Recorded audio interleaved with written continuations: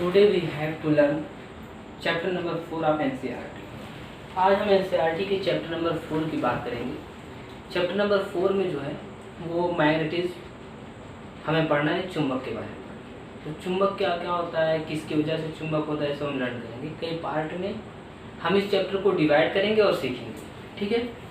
तो पहला चैप्टर का आपका टॉपिक बनता है चुंबकीय क्षेत्र, ठीक है, कि चुंबकीय क्षेत्र क्या होता है। तो देखिए, चुंबकीय क्षेत्र जानने के लिए पहले जाना चुंबक क्या होता है। तो चुंबक जैसे और सारे मेटल पाए जाते हैं, कहाँ पर पाए जाते हैं, हमारे एटमॉस्फेयर मतलब अर्थ के अंदर पाए जाते हैं, ठीक है। जैसे आयरन पाया जाता है और सारी चीज़ें पाई जाती हैं, वैसे चुंबक पाया जाता है। लेकिन और भी बहुत प्रोसेस से हम चुंबक को क्या करते हैं, बनाते हैं, ठीक है। जैसे कोई करंट कैरिंग वायर है तो चुंबक बनेगा, ठीक है। अब वो सब आप आगे पढ़ेंगे कि कैसे होगा, बट ऐसे चुंबक होता है। इसके दो ध्रुव होते हैं, एन व एस, नॉर्थ पोल और साउथ पोल, ठीक है। अब मेन जो हम बात करने वाले हुए हैं कि चुंबकीय क्षेत्र क्या है।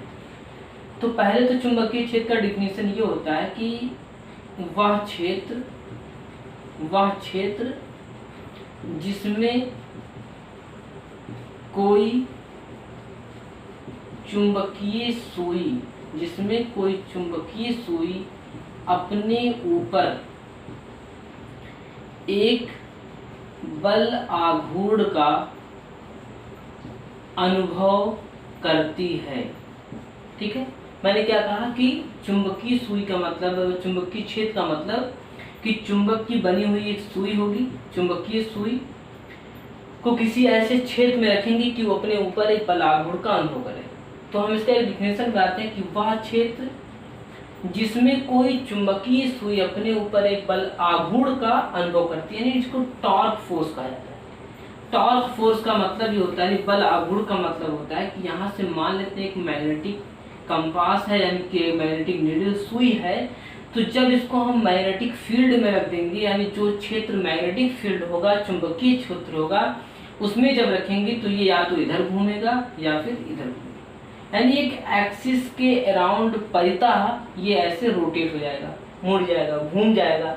इसी को हम क्या कहते हैं, बल का आघूर्ण। अब आगे पढ़ेंगे बल का आघूर्ण क्या होता है, अभी ऐसे समझ।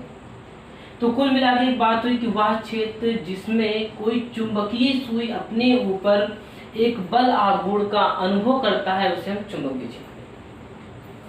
लेकिन आप जब इसके पहले आवेश पढ़ रहे थे, चार्ज पढ़ रहे थे, तो उसमें एक डिफिनीशन ऐसे पढ़ते थे वैद्युत क्षेत्र का कि किसी आवेश की चारों ओर का वह क्षेत्र जिसमें कोई दूसरा आवेश अपने ऊपर एक बल का अनुभव करता है, ठीक है। लेकिन यहाँ हम ऐसी बात नहीं करेंगे। यहाँ हमने कहा कि चुंबकीय क्षेत्र में हम अगर ऐसे कह देते हैं तब भी एक डिफिनेशन है, किसी चुंबक के चारों ओर का वह क्षेत्र जिसमें कोई दूसरा चुंबक अपने ऊपर एक बल का अनुभव करे, चुंबकीय क्षेत्र कहलाता है।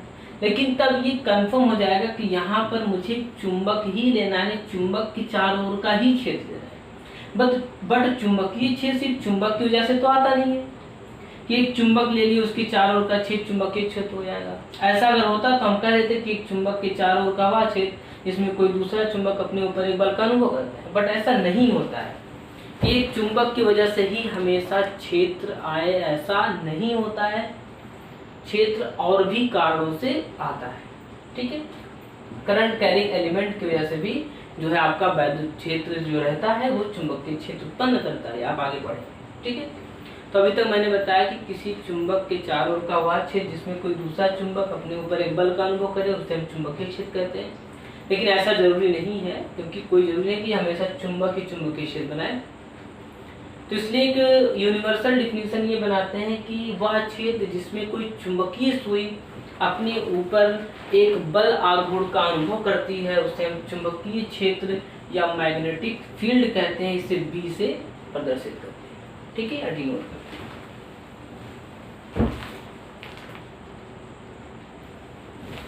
हाँ, तो ये आपका चुंबकीय क्षेत्र होगा, ठीक है। थोड़ा सा हम इसके लिए माफी चाहते हैं कि ये जो आपका ऐसे चलता है, कभी कभी वीडियो रुकती रहती है, ठीक है। हाँ, बात करेंगे। देखिए, तो चुंबकीय क्षेत्र आने के बाद ऑरेस्टेड या ऑस्टेड कह सकते हैं। ऑरेस्टेड ने एक बहुत ही अच्छा चीज़ बताया था, एक एक्सपेरिमेंट किया था। तो ऑरेस्टेड एक्सपेरिमेंट की हम बात करेंगे कि ऑरेस्टेड ने अपने एक्सपेरिमेंट के में क्या बताया था, ठीक है। तो ऑरस्टेड ने अपने एक्सपेरिमेंट में आप इसको सिंपल तरीके से ये समझ सकते हैं कि इन्होंने एक चालक तार लिया था, इसका संबंध एक बैटरी और एक कुंजी से कर दिया, ठीक है। और जब इसमें धारा प्रवाहित करते हैं ये, ठीक है, और एक इन्होंने चुंबकीय सुई लिया।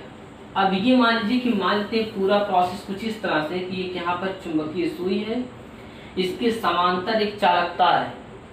जब इसका संबंध किसी बैटरी से करके हम इसमें धारा प्रवाहित करते हैं, तब देखते हैं चुंबकीय सुई एक दिशा में विक्षेपित हो जाती है, ठीक है। धारा प्रवाहित की चुंबकीय सुई दिशा में विक्षेपित हुई।